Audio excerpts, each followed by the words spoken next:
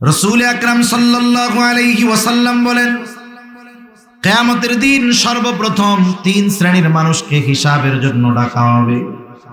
এক নাম্বার, একজন শহীদকে ডাকা হবে। শহীদ রক্তাক্ত অবস্থায় আল্লাহর সামনে হাজির হয়ে যাবে। তোমার এই অবস্থা কেন? আল্লাহ তাআলা জিজ্ঞাসা করবে। বলে, আল্লাহর জমিনে আল্লাহর দ্বীন প্রতিষ্ঠা করার জন্য কাফেরদের বিরুদ্ধে জিহাদ করে লড়াই করে আমি আমার জীবন দিয়ে দিয়েছি। আল্লাহ তাআলা জিজ্ঞাসা করবেন, বুঝলাম এই জন্য লড়াই করছো, কিন্তু মূল উদ্দেশ্য কি ছিল? কার জন্য করছো? লোকটা এবার বলবে, আল্লাহ, শুধুমাত্র যুদ্ধ করেছো যাতে করে দুনিয়ার মানুষ তোমার যুদ্ধের প্রশংসা করে, বীরত্বের প্রশংসা করে। যে উদ্দেশ্যে তুমি দুনিয়ায় যুদ্ধ করেছো, মানুষ তোমাকে বীর ডেকেছে, তোমার বীরত্বের প্রশংসা করেছে। তার মানে উদ্দেশ্য যেটা ছিল সেটা দুনিয়ায় পাওয়া গেছো। সুতরাং আমি আল্লাহর তরফ থেকে তোমার জন্য কিছু নাই, তুমি চলে যাও, তোমার ঠিকানা হলো চিরস্থায়ী জাহান্নাম। আরেকজন দানবীরকে ডাকা হবে, জিজ্ঞাসা করা হবে, আমি আল্লাহ তোমাকে এত সম্পদ দিলাম, সম্পদগুলা কোথায় ব্যয় করছো? লোকটা বলবে, আল্লাহ, আপনার দেওয়া সম্পদ আমি মানুষের মাঝে দান করেছি, সাদাকা করেছি। যার খাবার নাই তারে খাবার কিনে দিয়েছি, যার ঘর নাই তাকে ঘর বানায় দিয়েছি। আল্লাহ তাআলা বলবে, কোন উদ্দেশ্যে করছো? লোকটা বলবে, আল্লাহ, আপনার সন্তুষ্টির জন্য করেছি। আল্লাহ তাআলা বলবেন, না বান্দা, না না, আমি আল্লাহ তোমার অন্তরের খবর জানি। তুমি মানুষকে দান করেছো যাতে করে দুনিয়ার মানুষ তোমাকে দানবীর বলে, তোমার দানের প্রশংসা করে, সমাজ সেবক বলে। তুমি যে উদ্দেশ্যে দান করেছো দুনিয়ায় পেয়ে গেছো, দুনিয়ার মানুষ তোমার দানের প্রশংসা কইরা তোমারে দানবীর বলছে, সমাজ সেবক বলছে, গরিবের বন্ধু বলছে। সুতরাং আমি আল্লাহর তরফ থেকে আজকে তোমার জন্য কিছুই নাই, তুমি চলে যাও, তোমার ঠিকানা হলো জাহান্নাম। আল্লাহ তাআলা আরেকজন কারি সাহেবকে ডাকবে, আলেমকে ডাকবে, জিজ্ঞাসা করবে, কেন ইলম অর্জন করেছো? কেন কোরআন শিখেছো? লোকটা বলবে, আল্লাহ, আপনার সন্তুষ্টির জন্য ইলম অর্জন করেছি। আল্লাহ তাআলা বলবে, না বান্দা, তুমি মিথ্যা বলতেছো। তুমি ইলম অর্জন করেছো যাতে করে দুনিয়ার মানুষ তোমার ইলমের প্রশংসা করে। তুমি ওয়াজ করো যাতে করে মানুষ তোমার ওয়াজের প্রশংসা করে, তোমাকে হাফেজ, আলেম, মুফতি উপাধি দিয়ে ডাক দেয়। তুমি যে উদ্দেশ্যে ইলম অর্জন করেছো দুনিয়ায় পেয়ে গেছো। দুনিয়ার মানুষ তোমাকে বড় আলেম ডাকছে, দুনিয়ার মানুষ তোমার প্রশংসা করেছে, তোমার ইলমের প্রশংসা করেছে। সুতরাং আমি আল্লাহর তরফ থেকে আজকে তোমার জন্য কিছু নাই, তুমি চলে যাও, তোমার ঠিকানা হলো জাহান্নাম। একটু চিন্তা করে দেখেন তো, একটা মানুষ জীবন দিয়ে দেওয়া, এটা কি যেন তেন ব্যাপার? অথচ জীবন দেওয়ার পরেও, এত বড় একটা কাজ করার পরেও শুধু উদ্দেশ্য আমরা করতে পারে নাই যে আল্লাহর জন্য এই জীবন দিলাম, এখন এই জীবন দেওয়াটা পুরো বৃথা হয়ে গেল। একজন দান সাদকা করছে, এত কষ্টার্জিত সম্পদ ব্যয় করছে, কিন্তু উদ্দেশ্যটা আল্লাহর জন্য না হয়ে মানুষের জন্য হওয়ায় ওই ইবাদত কাজেও আসে নাই, ঠিকানা হইল জাহান্নাম। একজন আলেম ইলম অর্জন করেছে, যারা মাদ্রাসায় পড়ে এরা জানে মাদ্রাসায় পড়া কত কষ্টকর, খাবারের কষ্ট, থাকার কষ্ট, ঘুমের কষ্ট।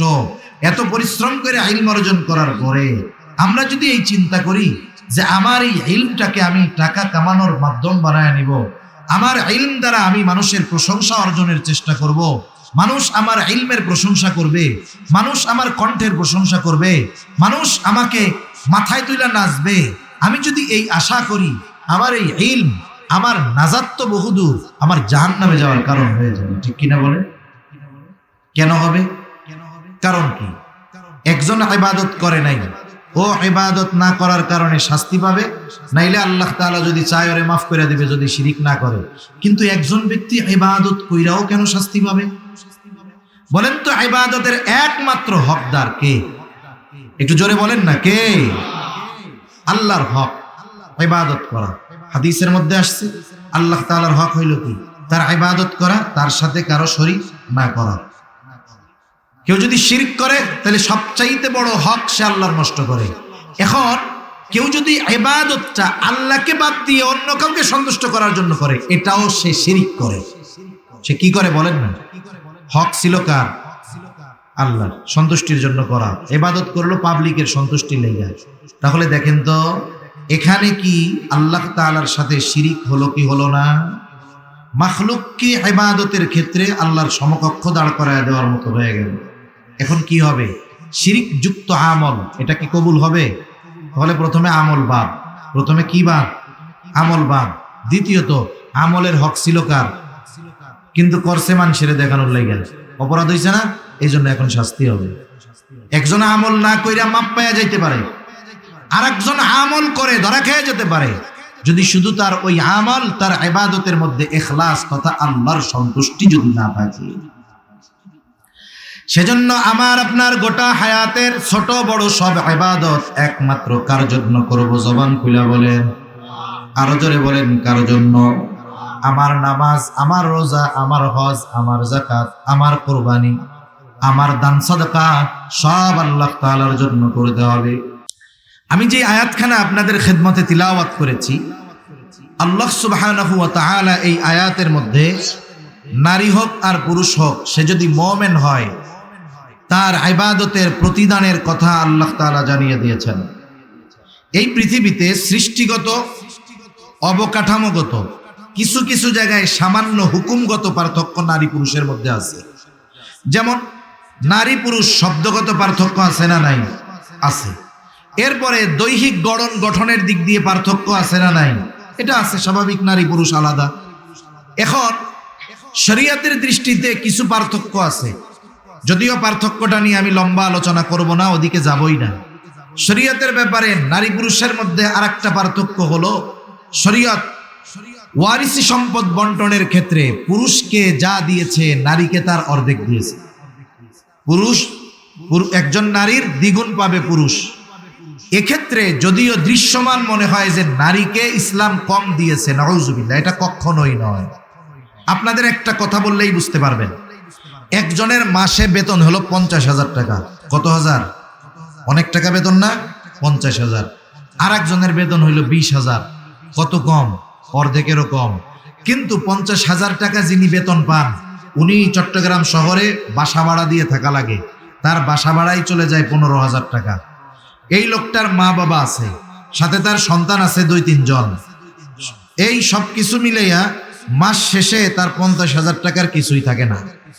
আর একজন পায় 20,000 বা 25,000 বা 30,000 টাকা, কিন্তু তারা পরিবারে মাত্র 2 জন। এদের কোনো অসুবিধা নাই, বাচ্চা কাচ্চা নাই, মা বাবা নাই, এক্সট্রা কোনো খরচ নাই, আবার বাসা ভাড়াও নাই। এখন বলেন তো, মাস শেষে এর খরচ হয় 10,000 15,000 টাকা, এর ডানে থাকে আরো 15,000 টাকা। যদিও দেখা যায় ওই ব্যক্তি 50,000 পেয়েছে, কিন্তু তার খরচ 50,000 টাকা আছে, কিন্তু এই ব্যক্তি দেখা যাচ্ছে পাচ্ছে 25,000 30,000, কিন্তু তার খরচ আছে 10,000। বলেন তো মাস শেষে বেশি আছে কার? একটু বলেন না, যে 30,000 পায় তার। একটু চিন্তা করেন, এই দুনিয়ায় আল্লাহ তাআলা নারীদেরকে কোনো খরচ দেন নাই। নারী যখন বাবার ঘরে থাকে, একেবারে বিবাহের আগ পর্যন্ত 1 টাকার কোনো জিনিস লাগলে ওইটাও বাপ কিনে দিতে বাধ্য। পুরুষের ক্ষেত্রে একটা ছেলে যখন বালেগ হয়ে যায়, প্রাপ্তবয়স্ক হয়ে যায়, শরীয়তে আহাদ্দুল বুলুগ, বালেগ হওয়ার সর্বশেষ সময়সীমা 15 বছর। কত বছর? 15 বছর। আবার ইংরেজি হিসাবে না, আরবি হিসাবে। সেই হিসাবে হয় 14.5 বছর। ইংরেজি হিসাবে 14.5 বছর বয়সে একটা ছেলে বালেগ হয়ে যায়, এটা হলো শেষ সীমা, এর আগেও হইতে পারে। এখন একটা ছেলে, পুরুষ ছেলে বালেগ হওয়ার পরে বাবা যদি ওই প্রাপ্তবয়স্ক সন্তানকে খরচ দিয়ে লেখাপড়া করায়, এটা বাবার সন্তানের প্রতি এক্সট্রা ইহসান। বাপ তখন দিতে বাধ্য না। যদি বালেগ হওয়ার পরে সন্তানের খরচ বাবা বহন করে, বাবা বাধ্য না। এক্ষেত্রে বাবা যদি তার উপরে করে, এটা তার প্রতি এক্সট্রা দয়া, এক্সট্রা মায়া, এক্সট্রা ইহসান। কিন্তু একটা মেয়ে বালেগা হয়ে যাক, 30 বছর হয়ে গেছে, বিবাহ হয় না, শরীয়ত বলে ওই বাবা যতদিন মেয়ের বিবাহ না হবে ততদিন পর্যন্ত মেয়ের খরচ চালাইতে বাবা বাধ্য। তাহলে ছেলের ক্ষেত্রে খরচ চালাইতে বাধ্য সর্বোচ্চ 14.5 বছর, আর মেয়ের ক্ষেত্রে বিবাহ হওয়ার আগ পর্যন্ত খরচ চালাইতে বাবা বাধ্য। এখন আমাকে বলেন, বিবাহের আগে এই মেয়েটা পুরুষের চাইতে ফ্যাসিলিটি বেশি পায় না কম পায়? নিঃসন্দেহে বেশি পায়। এরপরে বিবাহ হয়ে গেল মেয়েটার। বিবাহের পরে যখন শ্বশুর বাড়িতে গেল, স্বামীর ঘরে গেল, স্বামী তো ওই কথার স্বীকৃতি দিয়েই তাকে বিবাহ করে যে তার দৈনন্দিন যেই খরচপাতি দিনের উপরে পরিচালনা করা, তার বাসস্থান, সব কিছুর জিম্মাদারি নিয়েই তো সে এই বিবাহে মত প্রকাশ করে, কবুল বলে। ঠিক কিনা বলেন? তার মানে সব খরচ হয়ে গেল, তার স্বামীর কান্দে পড়ে গেছে। এরপরে স্বামীর বাড়ি থেকে যখন বাবা তারে নিয়ে আসে, ভাই তাকে তাদের বাড়িতে আনে, কোনো সময় বোনদের খরচ দেওয়া লাগে না। ভাই যদি অ্যাবিলিটি সম্পন্ন হয় ভাই খরচ দেয়, নাইলে স্বামী দেয়, নাইলে বাবা দেয়। ঠিক কিনা বলেন? তার কোনো খরচ নাই। এখন আসেন, আল্লাহ তারে সন্তান দিছে, স্বামী দুনিয়া থেকে চলে গেছে। হায় হায়, আল্লাহ তাআলা এই জায়গায় সন্তানের উপরে আরো কঠোর আরোপ করেছে যে খবরদার, মা বাবারে তো দিবাই দিবা, বরং মা বাবার যদি এক্সট্রা কিছুর প্রয়োজন হয় তাও তুমি সন্তান দিতে বাধ্য। তাহলে সে যখন মেয়ে তখন তার খরচ চালায় বাপ, সে যখন স্ত্রী তার খরচ চালায় স্বামী, সে যখন মা, স্বামী দুনিয়ায় নাই, ওই মহিলার সব খরচ চালাইতে বাধ্য তার সন্তান। এদিক দিয়ে এখন একটা বেটার অবস্থা দিয়ে চিন্তা করেন, পুরুষ এবার কিছুদিন পরে চাকরি বাকরি করে ঢুকবে। কত আছে চট্টগ্রামের মানুষ, চিটাগাঙের অনেক যুবকরা ফোন দেয়, হুজুর আপনার একটু বিবাহ শাদীর ওয়াজ করেন। কেন রে? কয় কামাই করতে করতে সব শেষ, সবাইরে সব কিছু দিলাম, এখন আমার বিবাহ করার টাকা পয়সা নেই। কেন, কি হয়েছে? বলে মা বাবার খরচ, বোনদের বিবাহর খরচ, এইগুলা করতে করতে আমার যৌবন শেষ, কিন্তু আমারে বিবাহ শাদী দিচ্ছে না। তাহলে একটা পুরুষ শুরুর থেকেই সে ঘানি টানতে শুরু করে। প্রথম ঘানি টানে তার পরিবার মোটামুটি যখন একটা অবস্থায় যায়, এইবার তার উপরে বিবাহ দেওয়া হয় তাকে। এইবার আর একজন এসে তার কাঁধে বসে। যেই মেয়েটা এসে তার স্ত্রী হয়, তার পেছনে সব খরচ, চিকিৎসা থেকে নিয়ে সব এই স্বামী করে। সন্তান আসতে দুনিয়ায়, এবার সে বাবা হয়, সে করে। তার মানে একটা পুরুষের গোটা হায়াত মরার আগ পর্যন্ত শুধু খরচ হয়, আর একটা মেয়ে মরা পর্যন্ত তাকে আল্লাহ যা দিছে ওইটাই থাকে, তার কোনো খরচ নেই। সেজন্য পুরুষকে দেখা যায় বেশি, কিন্তু পুরুষের খরচটাও বেশি। নারীকে দেখা যায় ঠিক কম, কিন্তু খরচ যেহেতু নাই, যা পায় তাই থেকে যায়। এখন বলেন, আল্লাহ তাআলা নারীদেরকে কম দেয় নাই, বরং নারীদের প্রতি ইনসাফ রক্ষা করে নারীদেরকে আল্লাহ তাআলা আরো বেশি দিয়েছেন। ঠিক কিনা বলেন? আল্লাহ তাআলা এই জায়গাটা ছাড়া এমনটা আল্লাহ করেন নাই যে ইবাদতের ক্ষেত্রে পুরুষ 2 রাকাত পড়লে সওয়াব বেশি, নারী 2 রাকাত পড়লে সওয়াব কম। এমনটা কি আল্লাহ করছে নাকি? এই মৌলিক বিষয়ে আল্লাহ তাআলা নারী পুরুষকে কাউকে বেশি কম আল্লাহ তাআলা করেন নাই। অথচ আমাদের সমাজে আছে, এখনো আমাদের দেশে আছে যারা নারীবাদী, নারীদের পক্ষ নিয়ে লাফায়। এরাও এদের অধীনস্থ নারীদেরকে পুরুষদের চাইতে কম বেতন দেয়, একই পরিশ্রম করায় নারীকে দিয়ে আরো বেশি করায়। দেখা যাবে কি, সে নারী হওয়ার কারণে তাকে পারিশ্রমিক কম দেয়। সমাজে আছে না নাই? আছে। এখন আসেন, আল্লাহ তাআলা কোরআনুল কারীমের মধ্যে সেই কথা জানায়া দেন, নারী পুরুষের সমতা এখানে। যারা বলে নারী পুরুষ সমানাধিকার চাই, তারা যেই দৃষ্টিকোণ থেকে বলে ওটা নিঃসন্দেহে শরীয়তের সাথে সাংঘর্ষিক। আর আমরা বলি নারী পুরুষের সমতা আল্লাহ তাআলা ঠিকই রেখে দিয়েছেন, যে সব জায়গায় দরকার সে সব জায়গায় দিয়েছেন, যেই জায়গায় যেটা দরকার ইনসাফের ভিত্তিতে আল্লাহ তাআলা সবকিছু নির্ধারণ করেছেন। এই ইবাদতের ক্ষেত্রে আল্লাহ তাআলা যেই বিনিময় দেন বান্দাকে, এক্ষেত্রে নারী পুরুষের সমতার বিধান আল্লাহ রাখছে। বুঝেন নাই? কারণ আমি নামাজ পড়লে যেই সওয়াব হবে, নারী পড়লেও সেই সওয়াব হবে, এমনটা নয় যে নারীর জন্য নারী হওয়ার কারণে আল্লাহ সওয়াব কমাই দিবেন, এমনটা আছে? এই কথাই আল্লাহ তাআলা বলেন, মান আমিলা সালিহাম মিন যাকারিন আও উনসা ওয়া হুয়া মুমিন ফালানুহয়িয়ান্নাহু হায়াতান তাইয়্যিবাহ ওয়া লানাজজিয়ান্নাহুম আজরাহুম বিআহসানি মা কানু ইয়ামালুন। আল্লাহ রাব্বুল আলামিন বলেন, মান আমিলা সালিহাম মিন যাকারিন আও উনসা ওয়া হুয়া মুমিন,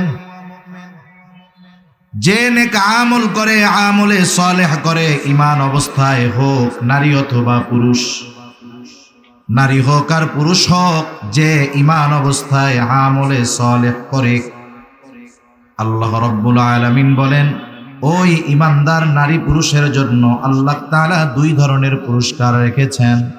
আল্লাহ তাআলা বলেন, এক ধরনের পুরস্কার দেওয়া হবে দুনিয়ায়, ফালানুহইয়ান্নাহু হায়াতান তাইয়্যিবা।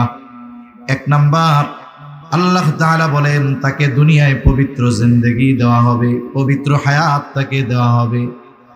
আর দুই নাম্বার পুরস্কার, দ্বিতীয় ধরনের পুরস্কার আল্লাহ তাআলা বলেন ওয়ালা নাজজিয়ান্নাহুম আজরাহুম বিআহসানি মা কানু ইয়ামালুন। দ্বিতীয় ধরনের পুরস্কার তাকে দেওয়া হবে আখিরাতে। কি দেওয়া হবে? বলে দুনিয়ায় সে যা করছে তার চাইতে বহুগুণ বেশি প্রতিদান তাকে আখিরাতে দেওয়া হবে। তাহলে মুমিন মুমিনাত সে যদি আল্লাহ তাআলার সন্তুষ্টির জন্য ইবাদত করে তথা আমলে সালেহ করে, তাহলে দুই ধরনের পুরস্কার। প্রথম বিষয় হলো ঈমান তো থাকতে হবে, এটা মাস্ট বি। ঈমানবিহীন আল্লাহ তাআলার কাছে কোনো প্রকারের ইবাদত গ্রহণযোগ্য হবে না। যে কোনো ইবাদত আল্লাহ তাআলার কাছে কবুল করাতে হলে ঈমান লাগবেই লাগবে, এটার বিকল্প কোনো কিছু নাই। দুই নাম্বার, আল্লাহ তাআলা শুধু আমল বলেন নাই, বলেছেন আমলে সালেহ। শুধু আমল আর আমলে সালেহ এই দুইটার মধ্যে অবশ্যই পার্থক্য আছে।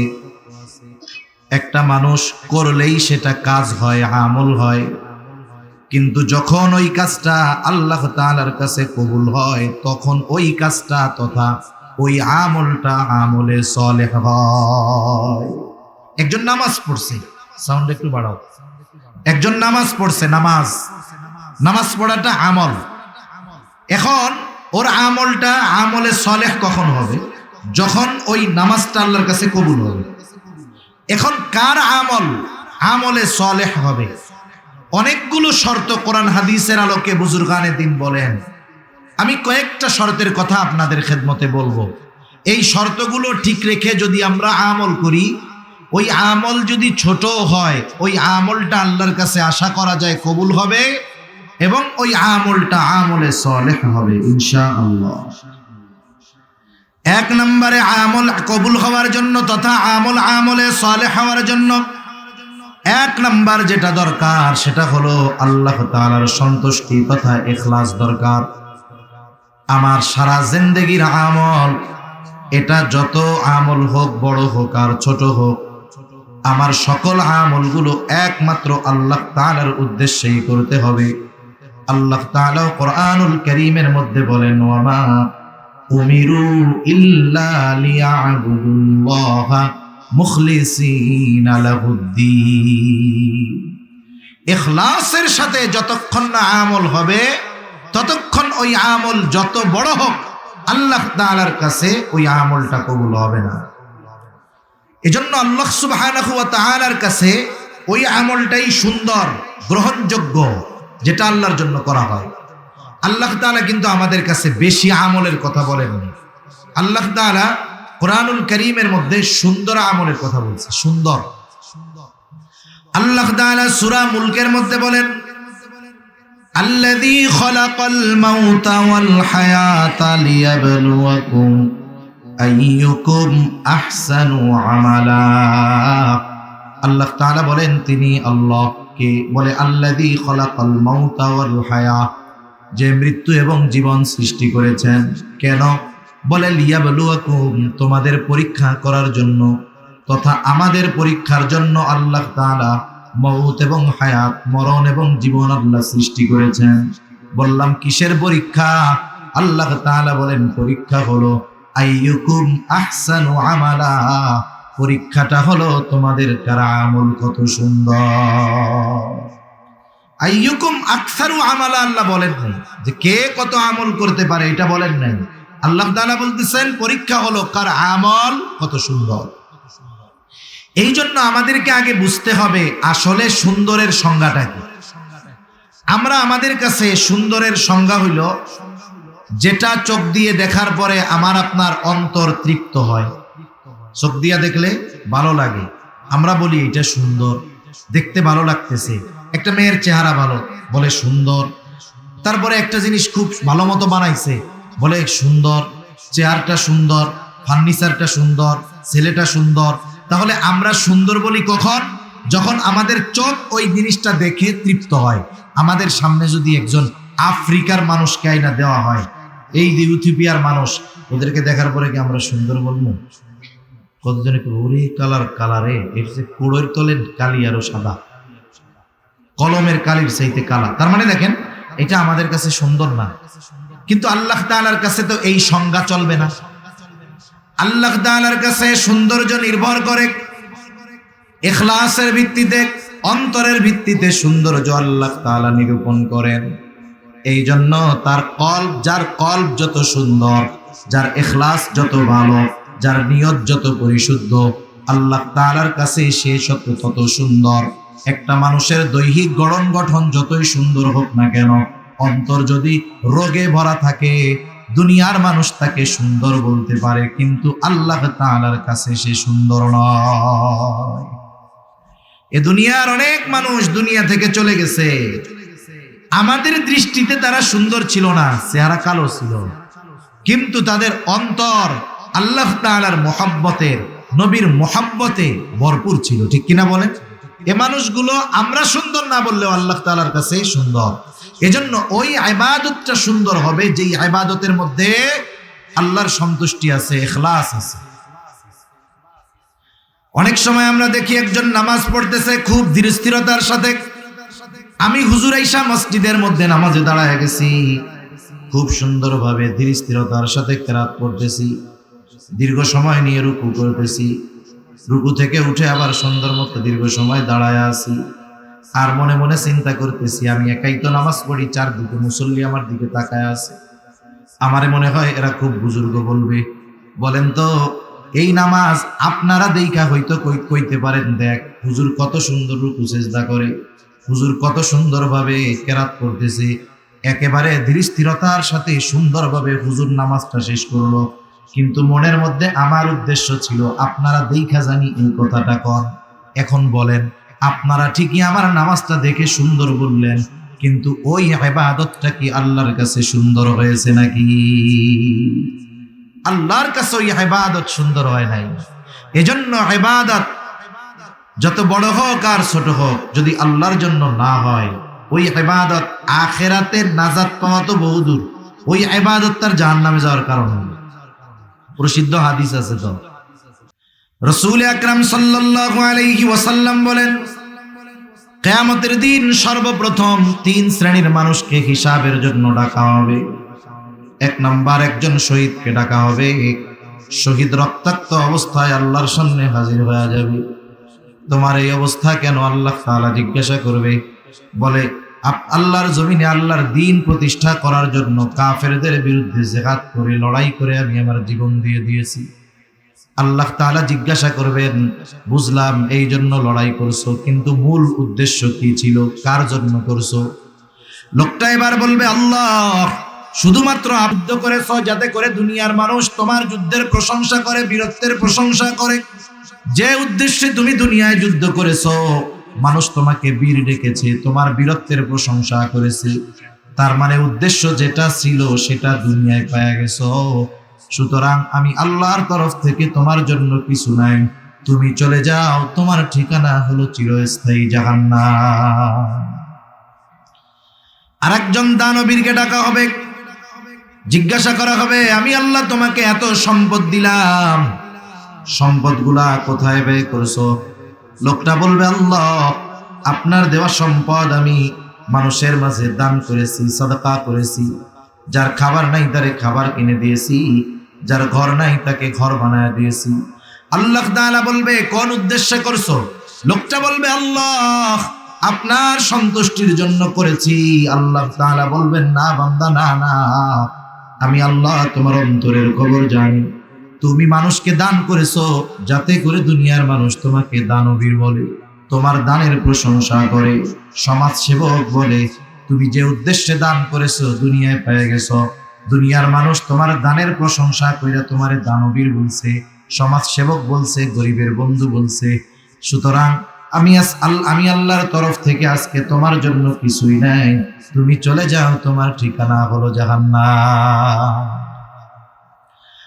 আল্লাহ তাআলা আরেকজন কারি সাহেবকে ডাকবে, আলেমকে ডাকবে, জিজ্ঞাসা করবে, কেন ইলম অর্জন করেছো, কেন কোরআন শিখেছো?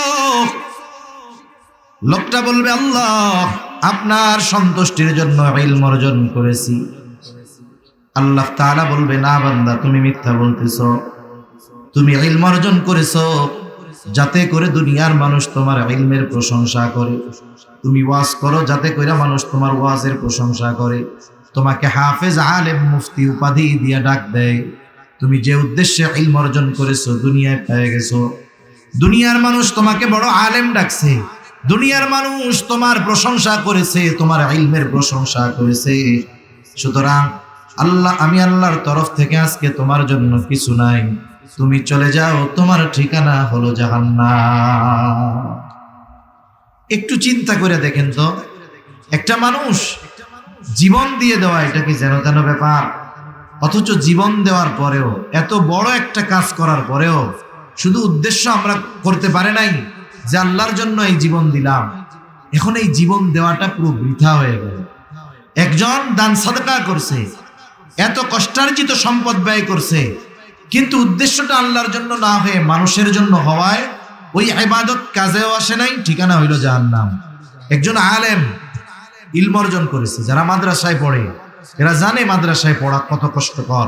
খাবারের কষ্ট, থাকার কষ্ট, ঘুমের কষ্ট, এত পরিশ্রম করে ইলম অর্জন করার পরে আমরা যদি এই চিন্তা করি যে আমার এই ইলমটাকে আমি টাকা কামানোর মাধ্যম বানায় নিব, আমার ইলম দ্বারা আমি মানুষের প্রশংসা অর্জনের চেষ্টা করব, মানুষ আমার ইলমের প্রশংসা করবে, মানুষ আমার কণ্ঠের প্রশংসা করবে, মানুষ আমাকে মাথায় তুলে নাচবে, আমি যদি এই আশা করি, আমার এই ইলম আমার নাজাত তো বহুদূর, আমার জাহান্নামে যাওয়ার কারণ হয়ে যাবে। ঠিক কিনা বলে?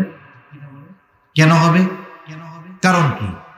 একজন ইবাদত করে নাই, ও ইবাদত না করার কারণে শাস্তি পাবে, নাইলে আল্লাহ তাআলা যদি চায় ওরে মাফ করে দিবে যদি শিরিক না করে। কিন্তু একজন ব্যক্তি ইবাদত কইরাও কেন শাস্তি পাবে? বলেন তো, ইবাদতের একমাত্র হকদার কে? একটু জোরে বলেন না, কে? আল্লাহর হক ইবাদত করা। হাদিসের মধ্যে আসছে আল্লাহ তাআলার হক হইল কি? তার ইবাদত করা, তার সাথে কারো শরীক না করা। কেউ যদি শিরক করে তাহলে সবচাইতে বড় হক সে আল্লাহর নষ্ট করে। এখন কেউ যদি ইবাদতটা আল্লাহকে বাদ দিয়ে অন্য কাউকে সন্তুষ্ট করার জন্য করে, এটাও সে শিরক করে। সে কি করে বলেন না? হক ছিল কার? আল্লাহর সন্তুষ্টির জন্য করা। ইবাদত করলো পাবলিকের সন্তুষ্টি লেগে। তাহলে দেখেন তো, এখানে কি আল্লাহ তাআলার সাথে শিরিক হলো কি হলো না? মাখলুককে ইবাদতের ক্ষেত্রে আল্লাহর সমকক্ষ দাঁড় করায় দেওয়ার মতো হয়ে গেল। এখন কি হবে?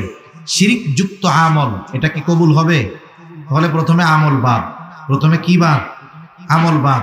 দ্বিতীয়ত, আমলের হক ছিল কার? কিন্তু করছে মানুষের দেখানোর লাগে, অপরাধ হয়েছে না, এই জন্য এখন শাস্তি হবে। একজন আমল না কইরা মাপ পাইয়া যাইতে পারে, আর একজন আমল করে ধরা খেয়ে যেতে পারে, যদি শুধু তার ওই আমল, তার ইবাদতের মধ্যে ইখলাস তথা আল্লাহর সন্তুষ্টি যদি না থাকে। সেজন্য আমার আপনার গোটা হায়াতের ছোট বড় সব ইবাদত একমাত্র কার জন্য করব? জবান খুলে বলেন, আরো জোরে বলেন, কার জন্য? আমার নামাজ, আমার রোজা, আমার হজ, আমার যাকাত, আমার কুরবানি, আমার দান সাদকা সব আল্লাহ তাআলার জন্য করতে হবে। আমাদের অঞ্চলে কিছু মানুষ এমনও আছে, একজনের ডাকে হাজি আর একজনের ডাকে আলহাজ। এখন এর ব্যাখ্যা কি আমার জানা নেই। ইমাম সাহেব জিজ্ঞাসা করে, হুজুর ওনারে আলহাজ কয়, আমি হজ করছি, উনিও করছি, ওনারে আলহাজ কয়, আমারে হাজি কয় কেন? আলহাজ কইলে একটা ভাল লাগে, বুঝেন নাই? আলহাজ শব্দেরও তো একটা ভাবসাব আছে। এখন হুজুরে কি উত্তর দিবে? কয়, শুনেন, উনি 3-4 বার করছে তো এই জন্য মনে হয় উনি আলহাজ। এখন উনিও কয়, আমার আল্লাহ টাকা পয়সা কম দিছে, আমিও আরো 3-4 বার করে আলহাজ হয়ে যাবো। আমি কই, তুমি আলহাজ হওয়ার জন্য যদি 100 বারও হজ করো, তোমার হজ কবুল হবে না। ঠিক কিনা বলেন? ওই হজ দিয়ে তুমি আলহাজ হইতে পারবা, কিন্তু আল্লাহর রাসূল সাল্লাল্লাহু আলাইহি ওয়াসাল্লাম হাদিসের মধ্যে হজের যেই ফজিলতের কথা বর্ণনা করেছেন, যে হজ করলো সে যেন কেমন যেন সদ্য ভূমিষ্ঠ নিষ্পাপ শিশুর মতো হয়ে গেল, ওই ফজিলত তো অর্জিত জীবনেও হবে না, বরং আলহাজ হওয়ার জন্য হজ করলে কিয়ামতে ওই হজ তার জাহান্নামে যাওয়ার কারণ হতে পারে। ঠিক কিনা বলেন? এজন্য আমরা ছোট বড় সব ইবাদত আল্লাহর জন্য করব। একজন বড় ইবাদত করতেছে, দেখেন অনেক সময় সমাজে আছে, অনেক জায়গায় দান করবে, একজনকে আমি 50,000 টাকা দিব, সে তো মানুষের সামনে খুব গর্বের সহকারে বলে, গর্বের সাথে বলে, আর একজন দিবে 50 টাকা, এখন 50,000-এর পরে আরেকজন 50 টাকা বলতে লজ্জা পায়, লজ্জা লাগে না? কিন্তু দেখা যাবে যে 50 টাকা দিচ্ছে ও আল্লাহর জন্য দিচ্ছে, আরেকজন 50,000 টাকা মানুষের বাহবা পাওয়ার জন্য দিচ্ছে। ও বেটা যদি 50 লাখও দিত, ওই বেটার 50 টাকা নয়, ওই ইখলাসওয়ালা লোকের 50 পয়সার সমান হবে না, ঠিক কিনা বলুন? এজন্য অনেক সময় আমরা মনে করি যে ছোট ইবাদত এগুলো কোনো ব্যাপার না, কিন্তু ছোট ইবাদত বড় বিপদ থেকে বাঁচার কারণ হতে পারে। এজন্য নবীজি বলেছেন, আয়েশা সিদ্দিকা রাদিয়াল্লাহু তাআলা আনহা থেকে বর্ণিত, যে আয়েশা, তুমি কখনো কোনো ইবাদতকে ছোট মনে করবা না, কোনো গুনাহকে ছোট মনে করবা না, কারণ হতে পারে ওই ছোট ইবাদতটা নাজাতের কারণ হতে পারে, আবার ওই ছোট গুনাহটার কারণে আল্লাহ শাস্তি দিতে পারে, ঠিক কিনা বলেন? প্রসিদ্ধ ঘটনা আমরা শুনি যে একজন দুশ্চরিত্রা মহিলা, সে একটা পিপাসিত কুকুরকে মুজার মধ্যে ভিজাইয়া পানি পান করানোর কারণে নাজাত পেয়ে গেছে, আল্লাহ তাকে মাফ করে দিছে। আর একজন একটা বিড়ালকে বেঁধে রাখছে, খাবারও দেয় নাই, ছাড়েও নাই, এখন বিড়ালটা মারা গেছে। নবীজি বলেন এই কারণে আল্লাহ তাআলা তাকে শাস্তি দিবে। তাহলে আমাদের ছোটখাটো ইবাদত গুলো বড় বিপদ থেকে বাঁচার কারণ হতে পারে যদি আল্লাহ তাআলার সন্তুষ্টির জন্য করি। করা যাবে তো ইনশাআল্লাহ? তাহলে আমলে সালেহ হওয়ার জন্য 1 নাম্বার যেই বিষয়টা দরকার সেটা হলো ইখলাস, নিয়তের বিশুদ্ধতা। যাই বলেন না কেন, আল্লাহর সন্তুষ্টি যাই বলেন না কেন, তাহলে 1 নাম্বার শর্ত হলো আমার আপনার ছোট বড় সকল ইবাদত আল্লাহ তাআলাকে দেখানোর জন্যই করব। দুনিয়ার মানুষকে দেখানোর জন্য ইবাদত করলে কবুল হয় না, পাপ হয়, শাস্তি পাওয়া লাগতে পারে। আর আল্লাহকে দেখানোর জন্য ইবাদত করলে ওই ইবাদত দ্বারা আখিরাতে নাজাত পাওয়ার কারণ হয়ে যেতে পারে। একই জিনিস, মানুষরে দেখাইলে পাপ, আল্লাহরে দেখানোর জন্য করলে সওয়াব। 2 নাম্বার, পৃথিবীতে এমন কোন ইবাদত নাই যেই ইবাদতের সুন্নাত পদ্ধতি নাই, রাসূলের তরিকা লাগবে। 2 নাম্বার, 1 নম্বরে ইখলাস, 2 নম্বর রাসূল সাল্লাল্লাহু আলাইহি ওয়াসাল্লামের পদ্ধতি। দুনিয়ায় কোনো ইবাদত নাই যেই ইবাদত রাসূলের তরিকায় করার পদ্ধতিও নাই। আছে এরকম? নাই। সব ইবাদতের মধ্যে রাসূল সাল্লাল্লাহু আলাইহি ওয়াসাল্লামের পদ্ধতি আছে। আরে ইবাদত রাখেন, ইবাদত যেটা আল্লাহর হুকুম আছে, কিন্তু যেগুলো দুনিয়াবি কাজকর্ম, দুনিয়ার কাজ করলে সওয়াব নাই, না করলে গুনাহও নাই, এই ধরনের কাজও যদি কেউ রাসূল সাল্লাল্লাহু আলাইহি ওয়াসাল্লামের পদ্ধতিতে করে, ওই দুনিয়াবি কাজটাও তার আমলনামায় ইবাদত বলে গণ্য হয়ে যায়। সুবহানাল্লাহ। যেমন আমাদের দৈনন্দিন কিছু কাজ আছে। একটা কাজ কি, প্রতিদিন আমাদের জরুরত ছাড়া লাগে, প্রস্রাব করা লাগে, পায়খানা করা লাগে কি লাগে না? প্রস্রাব পায়খানা করিয়া ছাড়া তো মানুষের বাঁচার উপায় নাই। যখন বাথরুমে চাপ দেয় তখন ওইটাই দুনিয়ার সবচেয়ে আরামের কাজ। ওইটা যদি না করে কি কষ্ট বুঝতে পারবে। এজন্য মানুষরা এখন ট্রেডিশন পাল্টায়া দিছে, ঘর বাড়ি যা করুক বাথরুমটারে টাইলস দিয়ে সুন্দর মতো আগে করে, যে কোনো জায়গায় আগে বাথরুমটাকে সুন্দর করে। অথচ বাথরুমে যাইয়া কি কয় ঘন্টা থাকে? সারাদিনে নাইলে সর্বোচ্চ আধা ঘন্টা 1 ঘন্টা থাকবে, অথচ বাথরুমের মধ্যে দামি দামি টাইলস ব্যবহার করে আর এই সুন্দর সুন্দর লাইটিং দেয়। কারণ ওই বেটা মনে হয় বুঝে যে এইখানে থাকবো কম সময়, কিন্তু এই কামটা সবচেয়ে আরামে। এই জন্য এই জায়গাটা খুব ভালো মতো বানাইতে হবে। এখন দেখেন, একজন মানুষ প্রত্যেকেরই জরুরত ছাড়ার দরকার আছে। এখন কেউ যদি এই চিন্তা করে এত টাকা দিয়ে 10 লাখ টাকা খরচ করে আমি বাথরুম বানাইলাম, এখানে যদি দৈনিক 3 ঘন্টা না থাকি তাইলে হয় নাকি? এই কাজ কি কেউ করে নাকি? বাথরুম যত হাই কোয়ালিটির হোক, কাজ শেষ তো ওই জায়গায় আর 5 সেকেন্ডও দাঁড়াইতে মন চায় না। কেউ যদি লক্ষ টাকা খরচ করে বাথরুম করে, সারা জীবনেও যদি একবার ওই জায়গায় জরুরত না সারে, কিয়ামতের দিন তারে জিজ্ঞাসা করা হবে না। আবার কেউ যদি বাথরুম করতে গিয়ে সময় বেশি লাগায়, এই কারণে তার সওয়াবও হবে না। তবে বাথরুম করতে গিয়ে যদি নবীজির পদ্ধতি অনুসরণ করে, মনে করেন ঘুম থেকে সকালবেলায় উঠছে, আজান শুনছে, ঘুম ভাঙছে, ফজরের নামাজে আসবে, এখন চিন্তা করতেছে যে আমি কি শুধু প্রস্রাব কইরাই চলে যাব, না ওযু করেই নামাজে যাব? নামাজের সময় তো আছে। তাহলে যদি নামাজের মধ্যে প্রস্রাব পায়খানার বেগে চাপ দেয়, তাইলে নামাজের মধ্যে ইতমিনান এটুক থাকাও অসম্ভব। কারণ তখন মুড়ামুড়ি শুরু করবে। ইমাম সাহেব যদি ইন্না আতাইনা কাল কাউসারও পড়ে, তখন মনে হবে যে ইয়া বড় সূরা পড়তেছে। তাইলে আমি জরুরতটা সারি কেন? যেন নামাজটা আমি খুব প্রশান্তির সাথে পড়তে পারি। এই উদ্দেশ্য কইরা এবার উনি মাথার মধ্যে টুপি দিছে বা গামছা দিছে, কারণ মাথা ঢেকে রেখে বাথরুমে যাইতে হয়। টুপি হোক আর গামছা হোক, উনি এবার মাথাটা ডাকছে, বাথরুমে ঢুকতেছে, এমনিই জরুরত ছাড়ত, কিন্তু নিয়তটা সাথে কি করছে, যে আমি যেন নামাজটা ঠিক মতো পড়তে পারি, নামাজটা পড়ে যেন প্রশান্তি পাই, ওই সময় যেন আমার কষ্ট না হয়। নামাজটা সুন্দর করণার্থে সে বাথরুমে ঢোকা শুরু করছে। এবার গেছে সামনে, ঢোকার আগে দোয়া পড়ছে, মাথা ঢাকছে। আমি মোটা মোটা সুন্নতগুলা বলতেছি আর কি। এরপরে ঢোকার আগে দোয়া পড়ছে। অনেকে জানে না, অনেকের জিজ্ঞাসা করছি দোয়া পড়েন কোন সময়, বাথরুমের মধ্যে ঢুইকা এরপরে দোয়া পড়ে। না না, বাথরুমে ঢোকার আগে দোয়া পড়তে হবে। এবার সে বাথরুমে ঢোকার দোয়া পড়ছে, ঢোকার সময় বাম পা দিয়া ঢুকছে। এইবার বাথরুমের মধ্যে বসছে, বসে সুন্দর মতো বাথরুম জরুরত সারছে, ঢিলাকুলুক ব্যবহার করছে, পানি দিয়ে পরিষ্কার পরিচ্ছন্ন হয়েছে।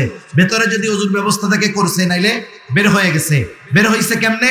বের হওয়ার সময় ডান পা দিয়ে বের হইছে, বের হওয়ার পরে দোয়া পড়ছে। এই জায়গায় 7-8টা সুন্নাত আছে। অথচ দেখেন, এই কাজটা সাধারণভাবে করলে কোনো সওয়াব হইতো না, কিছুই হইতো না, গুনাহ হইতো না, কিন্তু শুধুমাত্র নিয়ত করেছে ইবাদতের সুবিধার্থে, নবীজির তরিকায় আমি এই কাজটা করলাম। দেখা যাবে কমপক্ষে 10-12টা সুন্নাত ওইটুকু কাজের মধ্যে সে করে ফেলছে। সুবহানাল্লাহ বলে। এই যে সুন্নাত পদ্ধতিতে দুনিয়ার কাজটা করলো, সওয়াব হইছে না গুনাহ হইছে? এটা ইবাদত বলে যোগ হয়ে যাবে। খানা খাই, প্রত্যেকদিন খানা খাই, স্বাভাবিক ব্যাপার। পানি পান করি, স্বাভাবিক ব্যাপার। আমি পানিটা ডান হাতে পান করব, বসে পান করব, 3 ডোকে নয়, 3 শ্বাসে পানি পান করব। অনেকে মনে করে পানি মনে হয় 3 ডোক, 1 ডোক নিলাম, 2 ডোক নিলাম। না না, 3 শ্বাস। একবার নিছি, বিরতি, বিরতি, বিরতি। এই যে 3 বার, 3 শ্বাসে পান করব, বসে পান করব, পান করার আগে বিসমিল্লাহ বলবো, শেষে আলহামদুলিল্লাহ বলবো। হিসাব করে দেখেন 7-8টা সুন্নাত এই পানির মধ্যে হয়ে গেল। সওয়াব হবে কি হবে না? আপনি রাস্তা থেকে বাজারে যান, মসজিদে যান, প্রয়োজনে যান, অনেক সময় হেঁটে যান। আপনি যদি নিয়ত করেন যে নবীজি ডান পাশ দিয়ে হাঁটতেন, ডান পাশ দিয়ে চলা সুন্নাত, এই নিয়তে ডান পাশ দিয়ে পথ চললেন, বলেন তো এই পথ চলাও ইবাদত হবে কি হবে না? তার মানে সুন্নাত হইল এমন এক জিনিস, এমন এক জিনিস, ওইটাকে দুনিয়ার যে কোনো বৈধ কাজের সাথে যদি খালি লাগায় দেওয়া হয়, ওই বৈধ কাজটাও ইবাদত বলে গণ্য হয়ে যায়। আর নামাজ রোজার মধ্যে যে সুন্নাত থাকবে না, এটা তো হইতেই পারে না। তাইলে নবীজির সুন্নাত ইবাদত কবুলের দ্বিতীয় শর্ত। আমরা অনেক সময় মনে করি যে সুন্নাতের পরিভাষা বা সুন্নাতের অর্থ হইল যেটা করলে সওয়াব, না করলে গুনাহ নাই। অনেকে ভাবে এরকম। না না, কিছু সুন্নাত তো ফরজ আছে, কিছু সুন্নাত ওয়াজিব, কিছু সুন্নাত স্বাভাবিক সুন্নাত। এখন কয় সুন্নাত আবার ফরজ হয় কেমনে? আচ্ছা, কোরআনুল কারীমের মধ্যে নামাজের হুকুম, নামাজের কথা আছে 82 জায়গায়। কত জায়গায়? বিষয়টা কিন্তু এমন না। মুফাসসিরিনে কেরাম বলেন যে 82 জায়গায় আল্লাহ তাআলা একই কথা বলছেন, তাইলে এক কথা বারবার বলা হইল না? না না, 82 জায়গায় নামাজের কথা বলায় কমপক্ষে 82টা উদ্দেশ্য আছে আল্লাহ তাআলার। আল্লাহ তাআলার কমপক্ষে 82টা উদ্দেশ্য আছে। আমার ওইদিকে যাওয়ার সময় নাই, সুযোগও নাই। মোট কথা হইল, কোরআনুল কারীমের মধ্যে একবার যদি কথাটা আসতো নামাজের, যেমন গুরুত্ব 100 বার আসলেও তেমন গুরুত্ব। কিন্তু আমরা তো সাধারণ মানুষ, আমরা সংখ্যার কারণে গুরুত্ব একটু বেশি মনে করি, ওইটাই ধরেই নিলাম 82 বার নামাজের কথা আসছে। কিন্তু বলেন তো, দুনিয়ার কোন মুফাসসির সাহেবকে, আলেমকে নবীজির সুন্নাত বাদ দিয়ে, নবীজির হাদিস বাদ দিয়ে, শুধু কোরআন ধরায় দিয়ে যদি বলা হয় যে এক কাজ করো, আমরা ফজরের 2 রাকাত ফরজ নামাজ অথবা সুন্নাত নামাজ যেভাবে পড়ি, শুধুমাত্র কোরআন থেকে এটাকে বের করে দাও, কিয়ামত পর্যন্ত সম্ভব? জোরে বলেন, সম্ভব? তাহলে কোরআনে আল্লাহ তাআলা নামাজের আদেশ দিয়েছেন কোরআনে। এখন কেমনে নামাজ পড়বো, কোন পদ্ধতিতে পড়বো? নবীজি বলেন টেনশনের কোনো কারণ নাই। সল্লু কামা রাআইতুমুনি উসাল্লি। নামাজের আদেশ দিয়েছেন আল্লাহ, নামাজ পড়ার পদ্ধতি উম্মতকে শিখায়া দিয়েছেন মুহাম্মাদুর রাসূলুল্লাহ। এজন্য প্রত্যেকটা ইবাদতের, প্রত্যেকটা জিনিসের মধ্যে নবীজির সুন্নাত আছে। যেমন কেউ যদি কয় রুকু করা, আল্লাহ বলেন ওয়ারকাউ মা'আর রাকিঈন, রুকু করা এটা ফরজ। রুকু করা কি বলেন না? ফরজ। এখন রুকু মানে কি? ঝুঁকা। আপনি যদি দাঁড়ায় থেকে এতটুক ঝুঁকেন, এটাও তো ঝুঁকা হয়ে গেল। এখন কতটুক ঝুঁকবেন, এই ঝুঁকাটা শিখাইছেন নবী, আর রুকুটা ফরজ করি নবীর পদ্ধতিতে। তাহলে রুকুর ক্ষেত্রে এটাও এক প্রকারের সুন্নাত, আর এই সুন্নাতটা হলো ফরজ সুন্নাত। সেজন্য নবীজির কিছু সুন্নাত আছে ফরজ, কিছু সুন্নাত ওয়াজিব। ওয়াজিব আবার কোনটা? সারা দুনিয়ার মুহাক্কিক উলামায়ে কেরাম এ ব্যাপারে একমত। প্রত্যেকটা পুরুষের জন্য দাড়ি লম্বা করতে হবে। কতটুকু রাখতে হবে? বলে কমপক্ষে 1 মুষ্টি পরিমাণ। কমপক্ষে কত? 1 মুষ্টি রাখতেই হবে। 1 মুষ্টির আগে যারা দাড়ি রাখবে, এদের দাড়ি ছাটার কাটার গোনা হতে থাকবে। তাহলে এই দাড়ি রাখার যেই সুন্নাত, এটাকে কেউ যদি মনে করে যে রাখলে সওয়াব না রাখলে গুনাহ নাই, তা না, কিন্তু এটা ওয়াজিব সুন্নাত। যে তরক করতেছে, রাখতেছে না, আমরা দোয়া করি আল্লাহ রাখার তৌফিক দান করুক। তার নামাজ পড়তেছে, এটা ছাটার কাটার গুনাহ তার হচ্ছে আমল। আবার সাধারণ সুন্নাত যেগুলো, কিছু সুন্নাত আছে এগুলো করলে সওয়াব, না করলে গুনাহ নাই। সেজন্য ইবাদত কবুল হওয়ার জন্য তথা আমলে সালেহ হওয়ার জন্য দ্বিতীয় শর্ত হলো যে অবশ্যই ইবাদতটা রাসূলুল্লাহ সাল্লাল্লাহু আলাইহি ওয়াসাল্লামের তরিকায় করতে হবে। এখন বিষয় হলো এই তরিকা পদ্ধতি, কিছু জিনিস আছে এগুলো পড়েই কিন্তু শেখা যায় না। আচ্ছা, এমবিবিএস ডাক্তার হওয়ার জন্য পড়ালেখা করার দরকার আছে না নাই? একজন এমবিবিএস ডাক্তার হয়েছে মানে একাডেমিক্যাল পড়াশোনা তার শেষ। আপনারা জানেন একটা ডাক্তার একাডেমিক্যাল পড়াশোনা শেষ করার পরে কেউ 2 বছর, কেউ 3 বছর, 4 বছর আরেকজন প্রবীণ অভিজ্ঞ ডাক্তারের তত্ত্বাবধানে এই 5 বছর যা পড়ছে ওইগুলো হাতে কলমে শিখে, জানেন আপনারা, এটাকে বলে ইন্টার্নি। ইন্টার্নি যে ডাক্তার না করছে লেখাপড়া শেষ কইরা, ও যদি বাজারে এসে ফার্মেসির দোকানও দেয়, বিপদ আছে। কি আছে বলেন? বিপদ আছে। আপনি সচেতন মানুষ, আপনি জানলেন ও এমবিবিএস ডাক্তার হইছে, বাংলাদেশের বইগুলো সব পড়ছে, লন্ডন থেকে ডাক্তারি বই এনে সব পড়ছে, কিন্তু কোনো ডাক্তারের সোহবতে থাইকা সে কখনো ইন্টার্নি করে নাই, প্র্যাকটিক্যালে হাতে কলমে ওই কাগজের লেখাগুলোকে শেখে নাই। বলেন তো আপনি তারে দিয়ে অপারেশন করাবেন? ও যদি উল্টা কয় যে আপনার যেই রোগ অপারেশন করতে 1 লাখ খরচ হবে, আমি উল্টা আপনার 1 লাখ দিব, কিন্তু আপনি আমার কাছে অপারেশন হন, জীবনে হইবেন? টাকা দিতে চাইলেও তার কাছে অপারেশন হবেন না। কেন হবেন না? বলে আরে মিয়া, তুমি যতই বই পড়ো না কেন, তুমি সোহবতে থাইকা প্র্যাকটিক্যাল ভাবে এইগুলো তুমি শিখতে পারো না, ঠিক কিনা বলে? এজন্য আমাদের দেশে অনেকে শুধু কইরাই বড় আলেম হয়ে যায় মনে করে, সোহবতে থাকাটাকে তারা কিছুই মনে করে না। সেজন্য আমাকে আপনাকে যদি সুন্নাত পদ্ধতিতে ইবাদত শিখতে হয়, উলামায়ে কেরামের তত্ত্বাবধানে সোহবতে গিয়ে শিখার বিকল্প আর কোনো কিছু না। 3 নম্বর শর্ত, যেই আমল করবে, যেই ইবাদত করবে, সেই ইবাদতের মাসলা মাসাইল গুলো তাকে জানতে হবে। এক্ষেত্রে আসে দ্বীনি ইলমের কথা। নবীজি এই কথাই বলেন, তলাবুল ইলমি ফারিদাতুন আলা কুল্লি মুসলিম। দ্বীনি ইলম শিক্ষা করা প্রত্যেক মুসলমান নরনারীর উপরে ফরজ। এখন মনে করেন যে ইলমি জ্ঞান অর্জন করে নাই, সে যে নামাজের ফরজগুলো জানে না, যে নামাজের ওয়াজিবগুলো জানে না, যে নামাজ ভাঙ্গার কারণগুলো জানে না, যে ওযু ভাঙ্গার কারণগুলো জানে না, এখন না জানা কারণগুলোর মধ্যে থেকে যদি কোনো একটা তার মধ্যে সংগঠিত হয়ে যায়, দেখা যাবে বছরের পর বছর নামাজ পড়তেছে কিন্তু তার 1 ওয়াক্ত নামাজও হয় না। কতজন আছে আমাদের দেশে এরকম শুনছি, নামাজের মধ্যে বায়ু ছেড়ে দিছে। কি ছেড়ে দিছে? এখন সে 2-3টা সাউসিজদা দিছে। একজন জিজ্ঞাসা করতেছে, কিরে ভাই তোমার নামাজে কি ভুল হইলো যে সাউসিজদা দিলা? সাউসিজদা কেন দেয়? বলে নামাজে যদি ওয়াজিব ছুটা যায়, ঠিক না, সাউসিজদা দিতে হবে। এখন ওর নামাজের মধ্যে গেছে, পাত দিছে, ওযু ছুটে গেছে, ও যদি সাউসিজদা 2টা না 50টা দেয়, ওর নামাজ থাকবে? তাহলে দেখেন ইবাদত শুদ্ধ হওয়ার জন্য ইলম কত জরুরি। 1 নাম্বার, নামাজের যেই বাহিরে ভিতরে 13 ফরজ, নামাজি যে নামাজ পড়বে তার কথা বলতেছি, কমপক্ষে নামাজের বাহিরে ভিতরে 13 ফরজ জানতে হবে, কারণ ফরজ যদি ছুটে যায় নামাজ থাকবে না। এরপরে তার 14টা ওয়াজিব জানতে হবে। এখন সে যদি ওয়াজিব না জানে সাউসিজদা করতে পারবে না, ওয়াজিব ছুটে গেছে, সাউসিজদা দেয়নি, নামাজ হলো না। এরপরে আসেন নামাজ ভাঙ্গার কারণগুলো তাকে জানতে হবে, 19টি কারণ। এখন যদি কারণগুলো সে যদি না জানে, দেখা যাবে ওই রকম কারণ তার প্রতি রাকাত নামাজে 2-4টা ঘটে, তাহলে নামাজ তো আর হলো না। এরপরে তার ওযু ভাঙ্গার কারণগুলো জানতে হবে।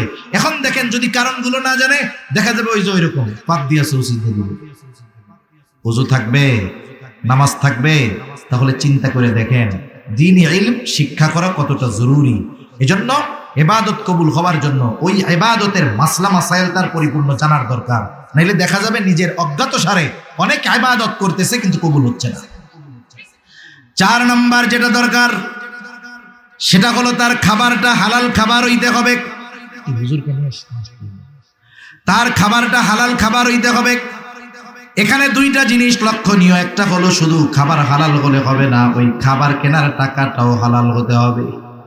আমাদের দেশের অনেক মানুষ আছে উপার্জনের ব্যাপারে কোনো চিন্তা ভাবনা নাই, যা মন চায় অমনি ধইরা গাপুস গুপুস খায়।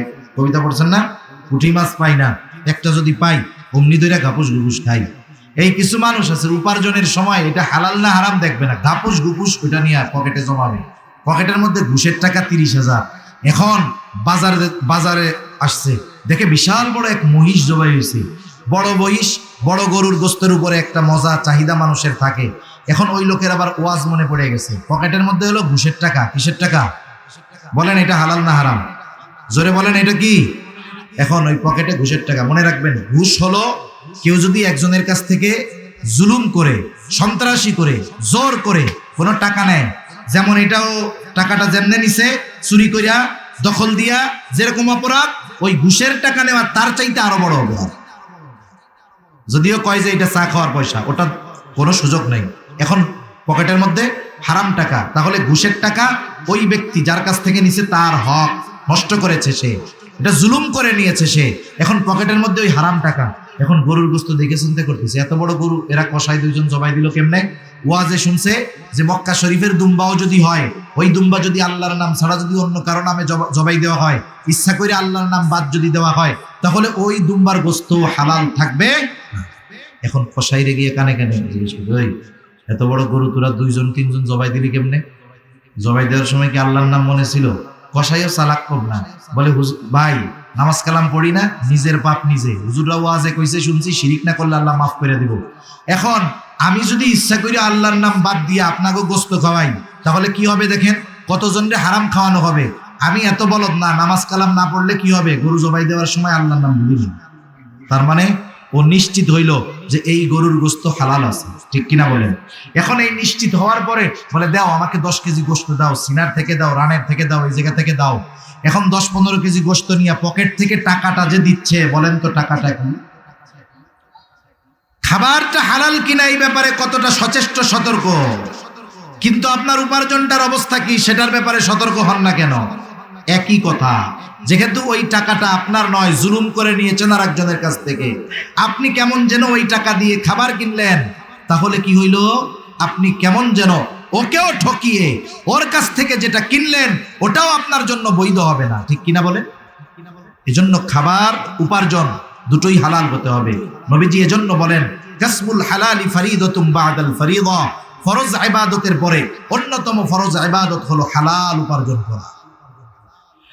সাথে সাথে খাবারের ব্যাপারে সচেষ্ট থাকা, কারণ আল্লাহ রাব্বুল আলামিন প্রত্যেকটা রাসূলকে এই নির্দেশ দিয়েছেন। আল্লাহ তাআলা বলেন, ইয়া আইয়ুহার রাসূলু কুলু মিনাত তাইয়্যিবাতি ওয়া'মালু সালিহান। আল্লাহ তাআলা বলেন, হে রাসূলগণ, আপনারা পবিত্র খান আর আমলে সালেহ করেন। বুজুর্গানে দিন বলেন, এর দ্বারা উদ্দেশ্য হলো যারা পবিত্র খাবে তাদের আমলটা আল্লাহর দরবারে কবুল হবে, আর যদি খাবার পবিত্র না হয় তার আমলটা আমলে সালেহ হবে না, তার আমল আল্লাহর দরবারে কবুল হবে না। এজন্য আমলের সিজন আসতেছে, রমজান মাস, আমরা আগের থেকে প্রস্তুতি নিব। এগুলো পরিশুদ্ধ করে যদি ইবাদত করি, অল্প যদি হয়, আল্লাহ তাআলা আমাদেরকে ওই ইবাদতের বিনিময় দিবেন 2 ধরনের। কয় ধরনের বলেন? একটু জোরে বলেন, কয় ধরনের? একটা হলো দুনিয়ায় কি দিবেন? বলে হায়াতান তাইয়্যিবা দিব। হায়াতান তাইয়্যিবার ব্যাখ্যা অনেক, সব মুফাসসিরিন ইকরাম, সাহাবা ইকরাম, তাবেঈন, তাবেঈনের ব্যাখ্যাকে যদি একত্রিত করা হয় কয়েকটা শব্দের সমন্বয়ে, সুখময়, শান্তিময়, আনন্দময়, স্বাচ্ছন্দ্যময় এমন এক জীবন, যেই জীবনে সে ইবাদতের মজাও পাবে। বুঝেন নাই? সুখ থাকবে, সমৃদ্ধি থাকবে, শান্তি থাকবে, ইবাদতের মজা থাকবে, অমুখাপেক্ষী এক জীবন আল্লাহ তাআলা তাকে দান করবে। এটা হলো হায়াতুন তাইয়্যিবা। তাহলে দুনিয়ায় যার রিজিকের টেনশন নাই, দুনিয়ায় যে ইবাদতের মজা পাইলো, দুনিয়ায় যে গুনাহ থেকে বাঁচতে পারলো, দুনিয়ায় যে নেককার বিবি পাইলো, নেক সন্তান পাইলো, বলেন তো এর চাইতে উত্তম বিনিময় আর কিছু হতে পারে নাকি? আল্লাহ বলেন দুনিয়া ওইটা দিব, আর আখিরাতে কি বলে? ওয়ালা নাজজিয়ান্নাহুম আজরাহুম বিআহসানি মা কানু ইয়ামালুন। অবশ্যই তারা যা করছে তার চাইতে বহুগুণ বাড়িয়ে আল্লাহ তাআলা প্রতিদান দিবে। আল্লাহ সুবহানাহু ওয়া তাআলা আমাদের সবাইকে এই শর্তগুলোকে ঠিক রেখে শুধুমাত্র আল্লাহ তাআলার সন্তুষ্টির জন্য রাসূলের তরিকায় আমাদের সব ছোট বড় ইবাদতগুলো করার তৌফিক আল্লাহ দান করেন। সকলে বলি আমিন। ওয়া আখিরু দাওয়ানা